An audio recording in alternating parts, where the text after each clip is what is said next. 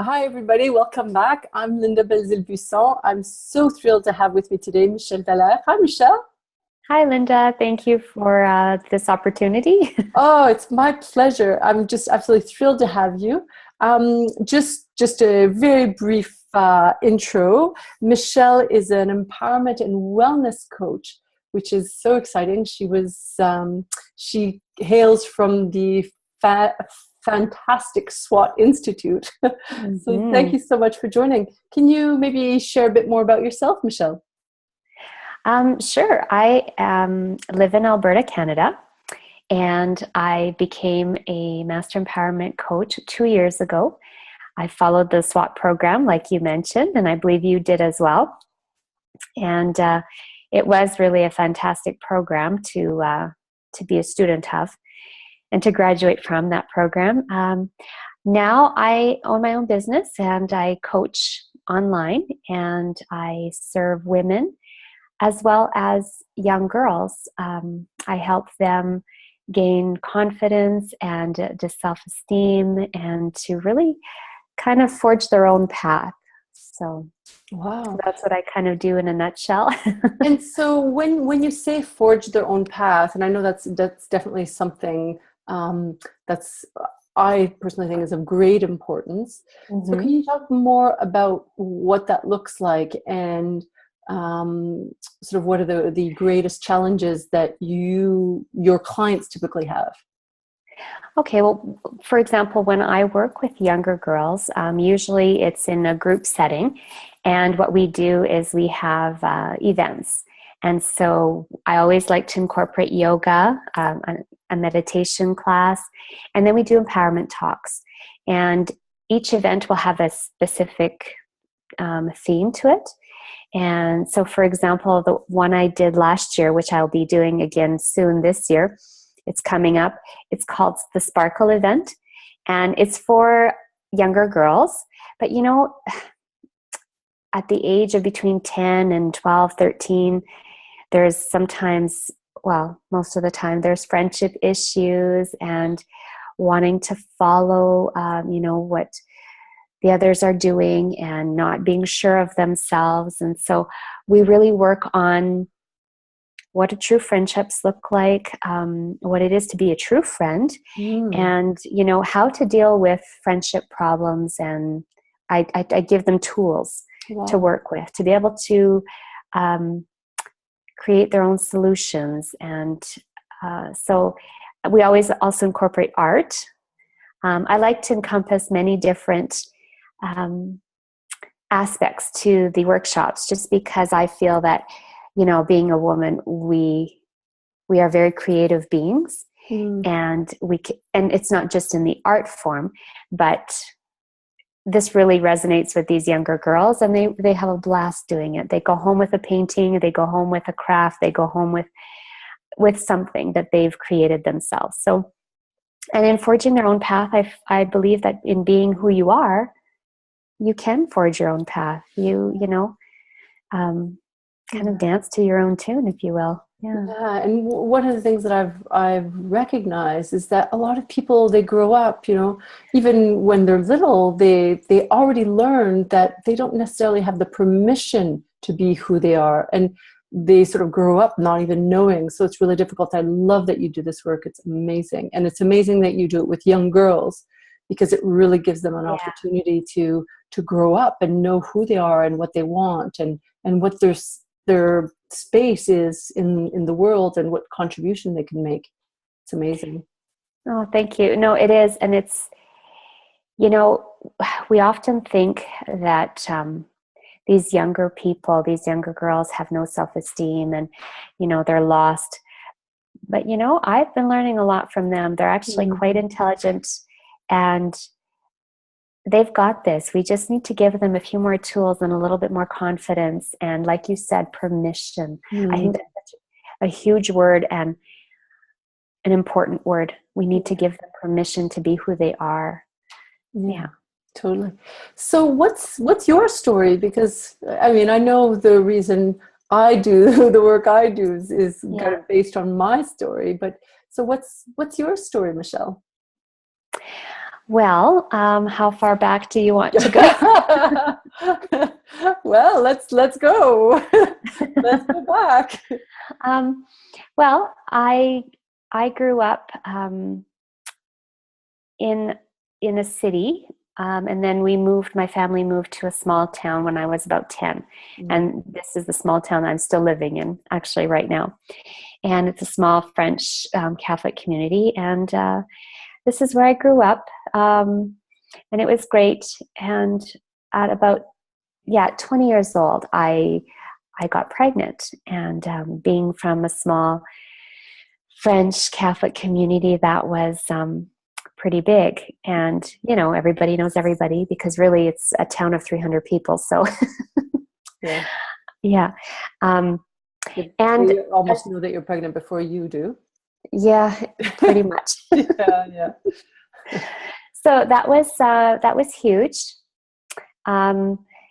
I learned a lot in that short period of time, really. It was challenging for my family, my parents, and we went through a lot, in the sense that I grew up with the belief it's important what other people think. And what are people going to think of you? Mm-hmm. And so those were the first comments that I heard. Well, what are people going to think? And who's going to marry you now? But you know what the interesting thing is, Linda, and I can say this with utmost sincerity, is those comments didn't hurt me or didn't bother me, because I knew it was coming from a place of their pain, their hurt. And I just accepted it and I let it be. And so, my boyfriend at the time, well, he really didn't want to become a father. And he pushed a lot for me to have an abortion. And was he also 20?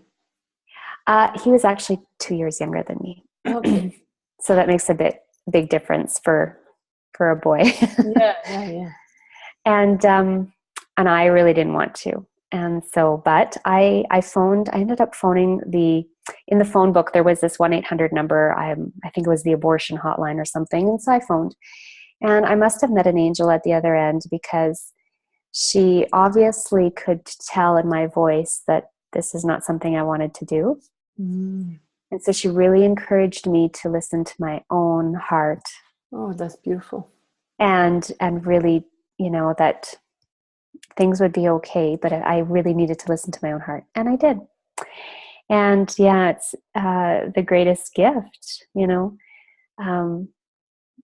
being encouraged, being given permission to listen to your own heart, your intuition. And of course, my daughter that, came from this is, she's an amazing gift to me and to us. And so, there was a lot of hurt and judgment, I should say, and criticism. But along with that, there was also many people who embraced and encouraged and supported. I can't put everybody in the same boat. But, yeah. So I guess for me, the biggest thing I learned was really to trust my intuition. And one thing I want to say too, Linda, is going through that time, I can only describe it like faith. And I had faith that could move mountains. That's what I would say to people. Wow. And I know I was 20. Yeah, that's very wise. I just had and felt this faith and this strength. And, today, if I could go back to that feeling and to that feeling of strength, I would do it in a heartbeat. Yeah. So what's really fascinating about this is that oftentimes people they make up in their minds sort of how something's going to work out before it's even happened.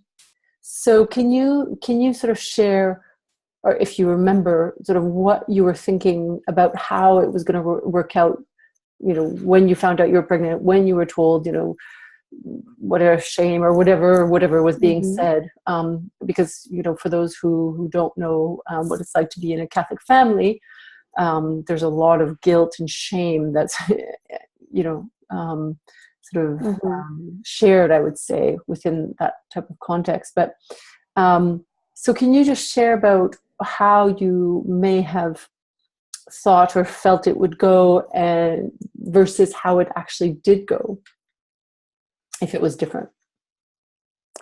Well, from what I remember, because that was already almost 21 years ago, Ah. um, I really felt confident that I was going to be okay, and that I was going to be okay raising my daughter on my own. I read a lot of books, and I observed. I'm an observer, so I love to observe people and the way they interact, and how, the reaction of the other people.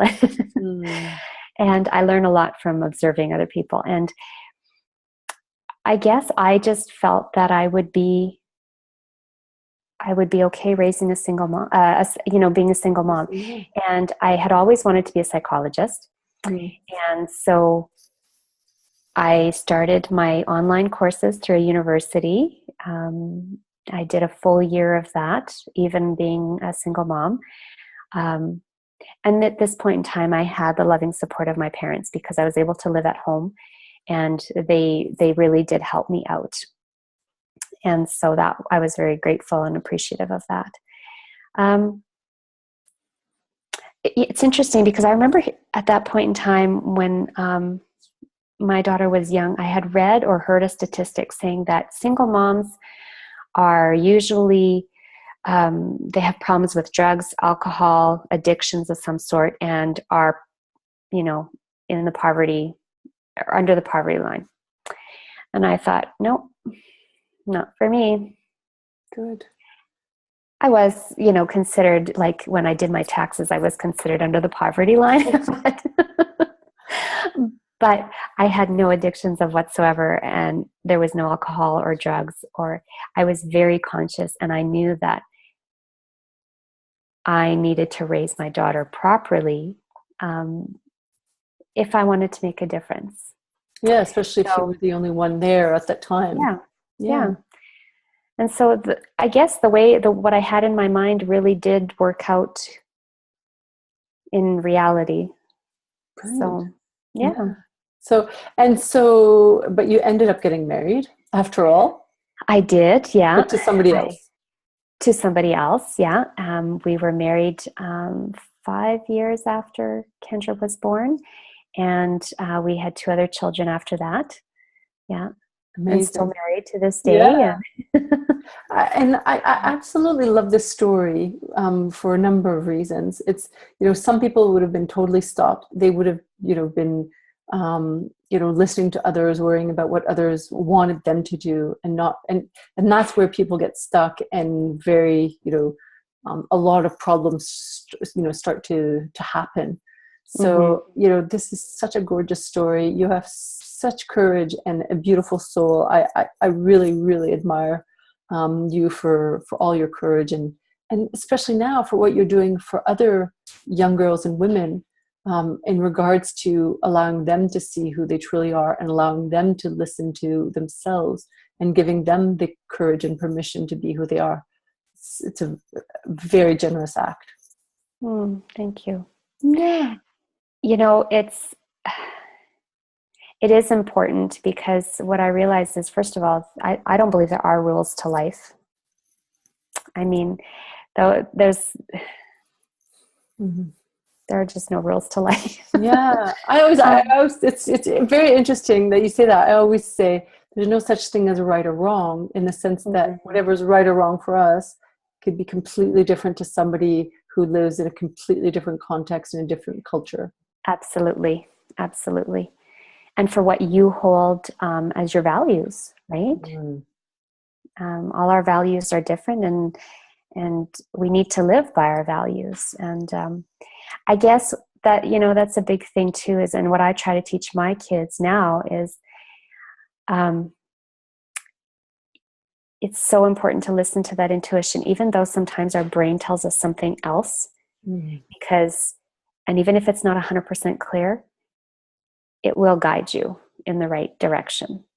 Yes. And sometimes it kind of takes a while to see that, but I think this is the authentic voice here, Yeah. So if you had to give, whether it's your children or the girls you coach or the women, what would you say to them? Like, what is the one thing? Because I'll clarify this a bit. A lot of people get really impatient. They're like, I should know this, or I look around and all my peer group or my siblings or whatever, the people I look around, they seem to have it all figured out. So what would you say to that? And second of all, what tool or tip or trick would you give people who are searching and still know that they don't quite have it? What kind of advice would you give them? Well, for the first question, I would really encourage, and I was stuck in this too, is the comparison game.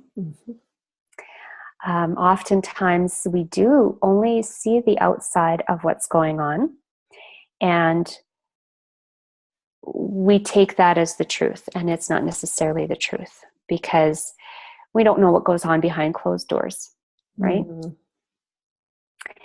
And so it's really dangerous to compare ourselves, whether it be physically, emotionally, or mentally, or whether it be with your relationships or your friendships or your career even. It's really dangerous to get into that comparison game, because it kind of brings you into a downward spiral, and that's not a good place to be. We all have our struggles. They all look differently, and are at different times in our lives.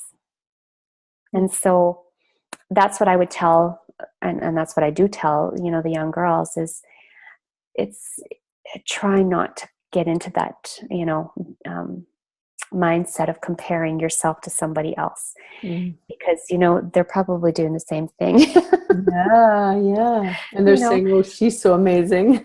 Exactly. And it's interesting, because I had this conversation with my younger daughter just the other night, about a boy who liked her, and she didn't feel comfortable about that. And, you could see it was really bothering her, and she's still quite young. How old is she? She's 11. She'll be 12 this year. Okay. And she says, I don't want any boys to like me. And I said, it's okay. You can just be his friend, And then she was telling me how the other girls are so lucky because boys don't like them. And I said, well, maybe that girl thinks you're lucky because a boy likes you. Yeah. But it's more challenging, I find, when they're younger to understand these concepts, or try to put it into their words and in their language so that they can understand. Can you repeat your second question, please? Yeah, it's just about what tip would you give somebody who's aware that they don't quite have the answer, they're looking for the answer, but it's like, what tip would you give them to say, do this or think about this, and this will help you sort of find whatever it is you're looking for, like the answer to the question that you have? I think I feel that right now the biggest thing is to trust. And I know that's really hard to do, because we're so used to doing, and we're not taught to just be.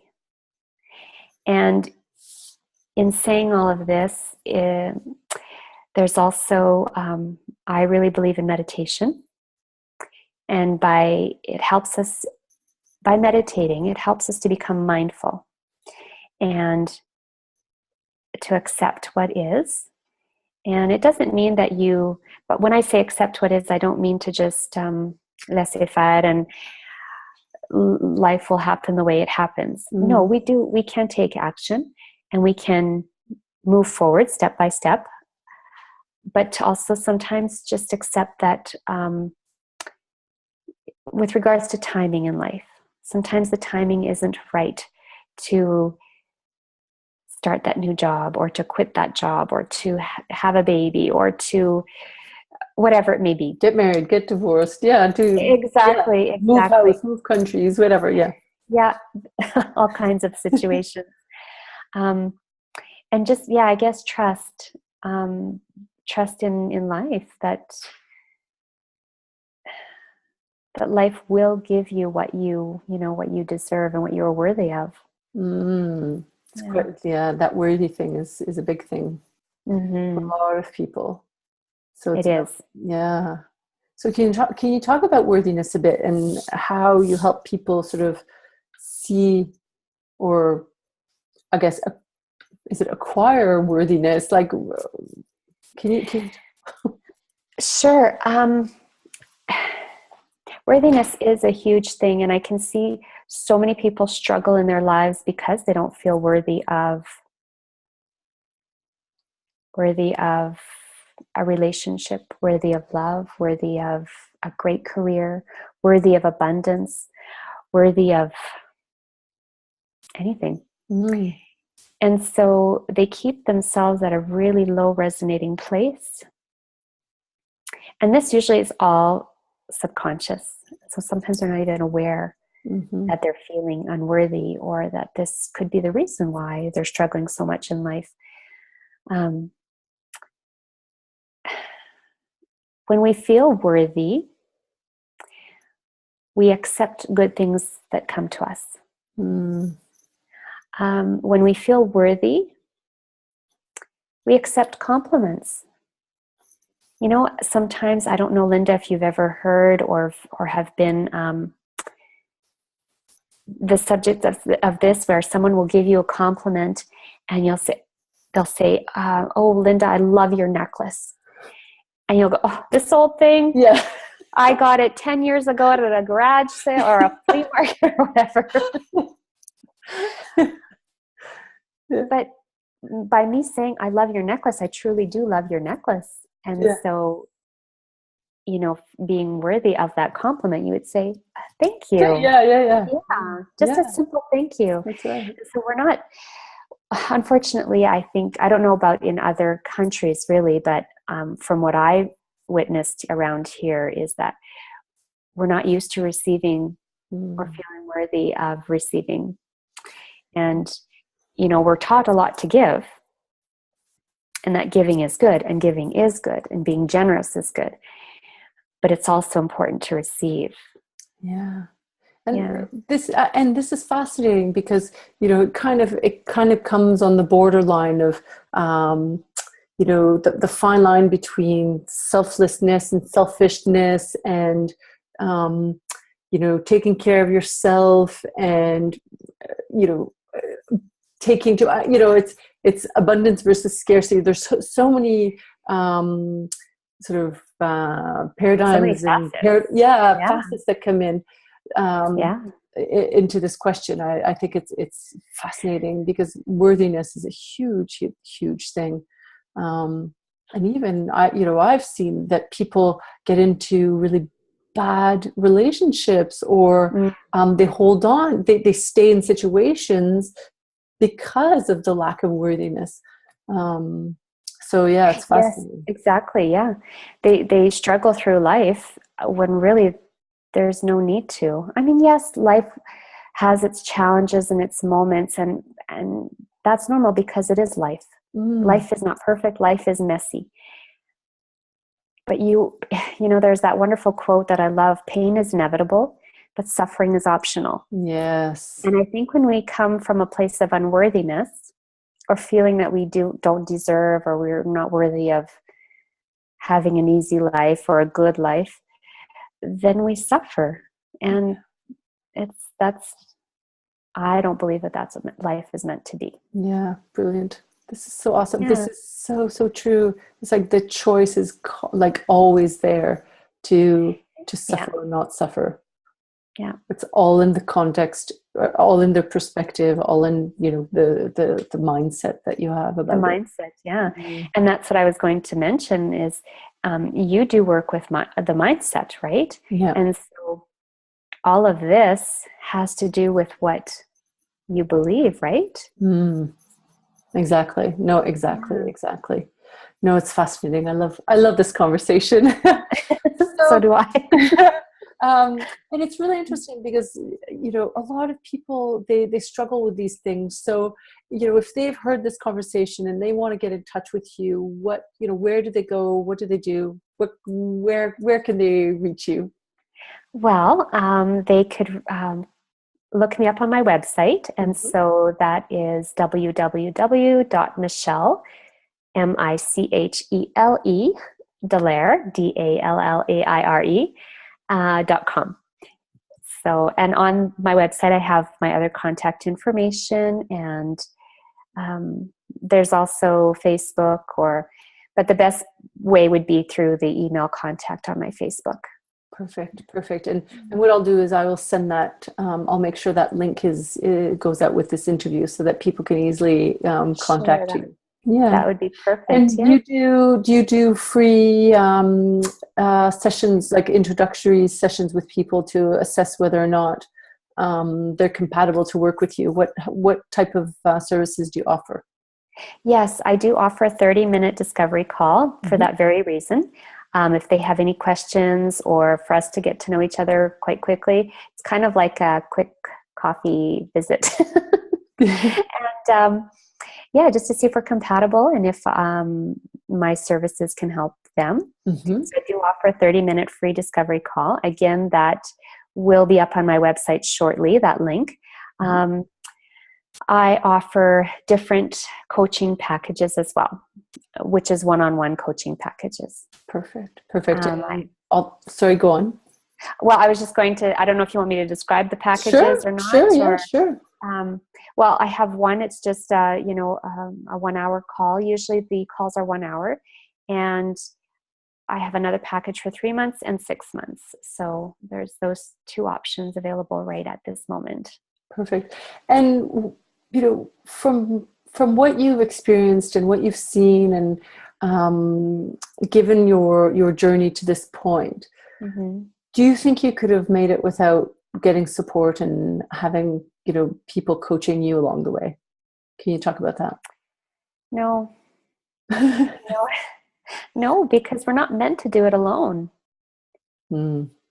Um, and that's one thing that I will forever be grateful is, even though my parents expressed maybe their pain and their hurt with regards to maybe their beliefs and values, which I respect, Mm. they supported me and loved me and my daughter through it all.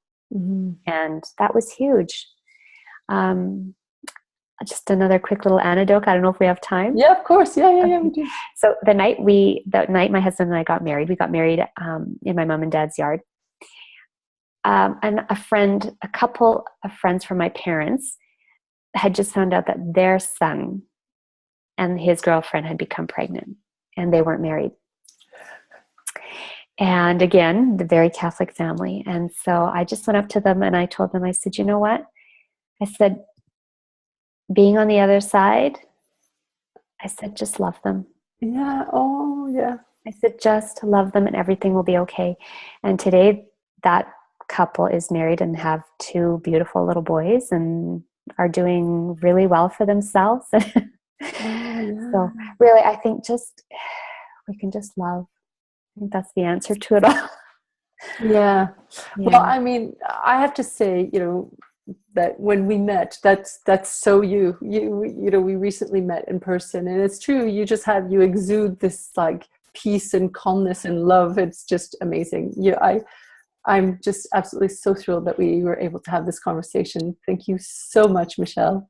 Oh, Um, thank you, Linda. I appreciate it. I and appreciate you. Well, thank you. And so thanks again for joining us on this call. And Mhm. do check out Michele's website. She is an extraordinary person.